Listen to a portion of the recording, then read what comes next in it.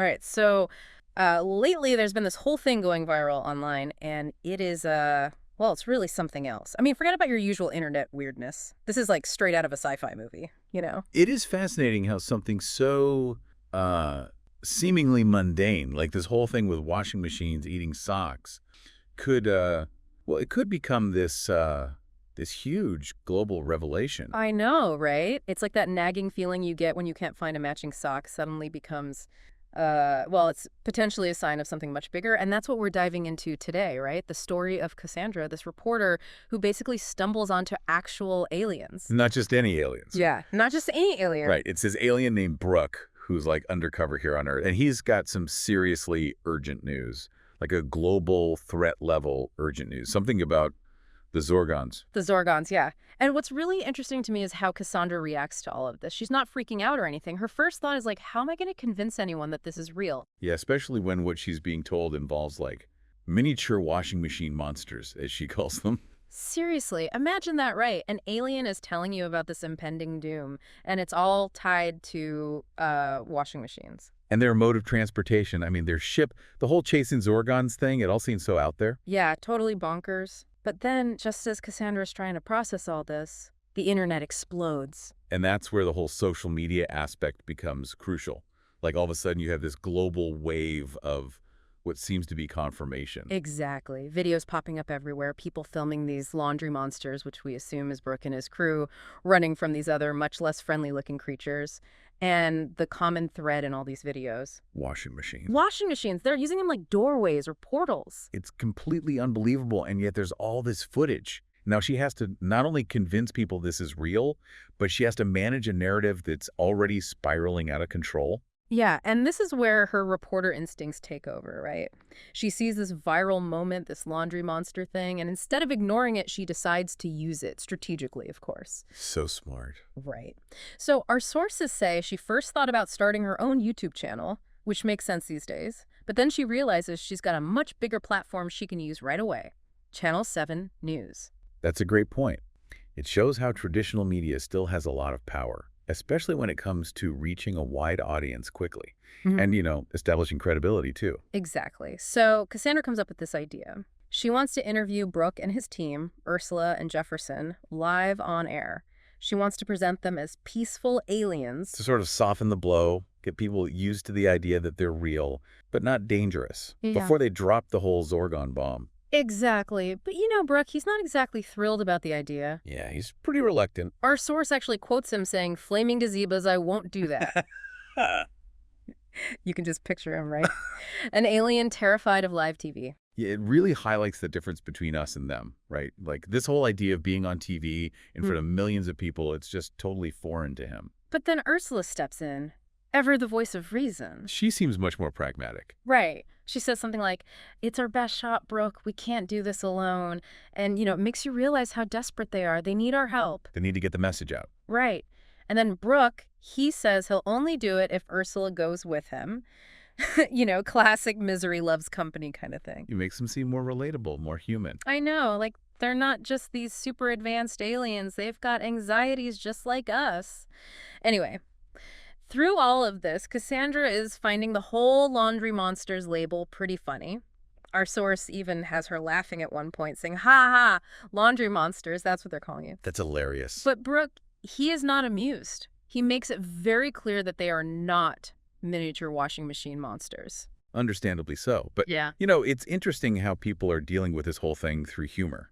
Like, it's so unbelievable, so absurd, that the only way to make sense of it is to laugh. Yeah, totally.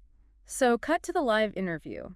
Picture this. The super squad, the laundry monsters, hiding behind a giant box of washing powder on the 7 News set. Can you even imagine that? Aliens hiding behind laundry detergent. It's surreal, and while they're waiting, the news station is showing all those viral videos we talked about, quick glimpses of the laundry monsters being chased by these villainous Zorgons using washing machines to get around. It must have been so strange for viewers to see that, their everyday lives suddenly intersecting with this bizarre, otherworldly phenomenon. Right, and our sources give us a whole list of these locations. We see them popping up in a retirement home, a dog freaking out over a washing machine portal, a waiter and waitress making up behind a restaurant, and suddenly, bam, an alien appears. It's like the universe is playing a cosmic joke.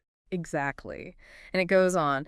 A Parisian guy with a baguette, an old lady in a Japanese laundromat, college students in their dorm laundry room, even a grumpy cat in an Italian home hissing at a washing machine. The variety of these locations is fascinating. It's like these aliens are popping up everywhere, in every corner of the globe. Yeah, even a dusty old washing machine in a shed in the Australian outback, a Moroccan bathhouse, a New York City laundromat. It's a whirlwind of weirdness.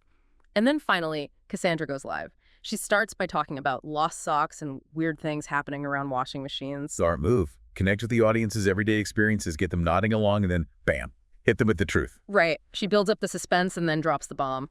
The good news is, laundry monsters are real. Yes, that's right. Laundry monsters are real, and they're here in the studio with us tonight. The audience must have gone wild. I bet. And the anchor man, he's just as surprised as everyone else. He says something like, well, there you have it, ladies and gentlemen. You heard it here first. Cassandra Chase will be holding the first exclusive interview with aliens from a faraway world. Classic news anchor reaction. Oh. A mix of disbelief, excitement, and a little bit of scoop pride. For sure. Then Cassandra teases the audience about the footage they've already seen and builds up the reveal of the real laundry monsters. And this is where it gets funny. The other newscaster, he's holding up a regular-sized box of washing powder to show how big these aliens are supposed to be. He's saying things like, our alien friends are a little shy, now come out now. Where are they hiding? Oh, I can just imagine that. Yeah. The visual of a serious newscaster using laundry detergent to demonstrate alien size is hilarious. It's pure gold. And then the big reveal. Dramatic music plays. Brook peeks out from behind the washing powder box. Ursula nudges him. He stumbles forward and blurts out, hey, quit it. She nudges him again and he says, I said, quit, ITTG. They both trip and almost fall over. Not exactly the most graceful entrance. Not the grand alien arrival we were all expecting. Yeah, but it makes them seem so much more real, you know? They're not these perfect, all-knowing beings. They're just as clumsy and awkward as we are. It makes the whole situation feel more grounded, more believable somehow. Totally. Cassandra jumps in to introduce them. This is Brook and Ursula and Jefferson, who also kind of stumbles out from behind the washing powder. And then she goes straight to the point. She brings up the Zorgons. No time to waste. Right. Our sources even mention the backstage producers watching all this in disbelief. And the anchorman, he keeps emphasizing that this is breaking news, an exclusive interview. Like, even with aliens on set, the news competition never stops. The scoop of the century, right there. Absolutely.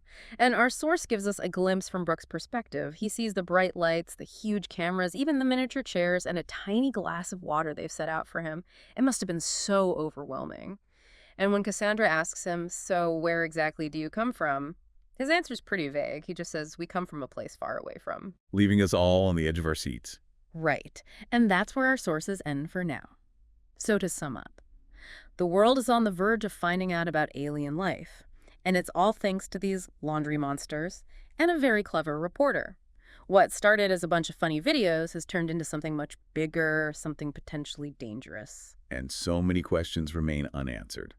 Will people believe this? Will they take the Zorgon threat seriously? What will Brook reveal about his home planet? It's a lot to process. I know. It really makes you think about how easily we can be swayed by what we see, even if it seems completely crazy. Like miniature aliens coming out of washing machines. It's nuts. But there's video evidence, so people are starting to believe it. It makes you wonder, what else are we willing to believe if we see it with our own eyes? That's something to ponder, isn't it? Definitely something to think about.